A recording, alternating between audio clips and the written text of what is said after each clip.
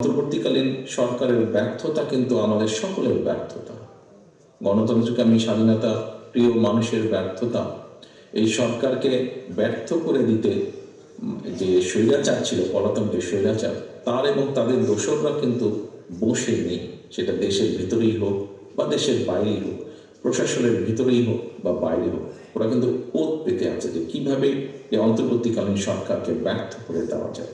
এদেরকে যদি ব্যর্থ করে দেওয়া যায় তাহলে গণতন্ত্রকে ব্যর্থ করে দেওয়া যাবে। বাংলাদেশের কোটি কোটি মানুষ যারা গণতন্ত্রকে ভালোবাসে, গণতন্ত্রকে প্র্যাকটিস করতে চায়, তাদেরকে ব্যর্থ করে দেওয়া যাবে।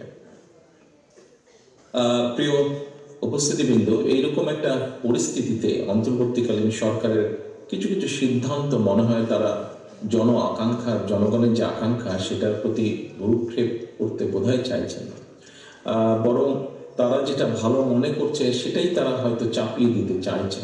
অনেক অপ্রাপ্তি থাকার পরও জনগণ কিন্তু এখনো এই সরকারের উপর আস্থা রাখতে চাইছে, তারা আস্থা হারাতে চাইছে না। তবে একটা প্রশ্ন হচ্ছে, সরকার কি বৌদ্ধ জনগণের আস্থা রাখতে চায়?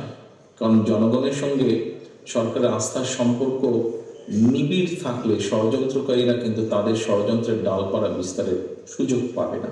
রাজনৈতিক এবং অর্থনৈতিক এই দুটো ক্ষমতায়ন যদি জনগণের এই দুটো ক্ষমতায়ন যদি নিশ্চিত করা না যায়, তাহলে গণতন্ত্র উন্নয়ন কিংবা সংস্কার আমরা যত যাই বলছি না কেন, কোনোটাই কিন্তু টেকসই হবে না।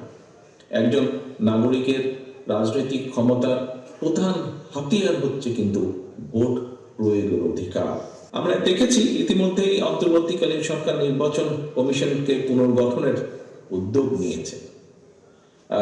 জনগণ আশা করছে যে ইনশাল্লাহ জনগণ একটা নিরপেক্ষ স্বচ্ছ পরিবেশে নির্ভয় জনগণ ভোট দিতে সক্ষম হবে।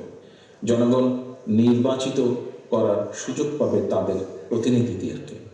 বিশ্বাসযোগ্য এবং সুনির্দিষ্ট আস্থা পেলে অন্তর্বর্তীকালীন সরকারের সঙ্গে জনগণের আস্থার বন্ধন আরো দৃঢ় হবে বলে আমি বিশ্বাস করি। অর্থাৎ জনগণ যখন বুঝবে যে হ্যাঁ, সত্যিকারভাবে তাদের ভোটের অধিকার প্রতিষ্ঠার জন্য এই অন্তর্বর্তীকালীন সরকার কাজ করছে, স্বাভাবিকভাবেই তাদের সাথে জনগণের সম্পর্কটা দৃঢ় হবে।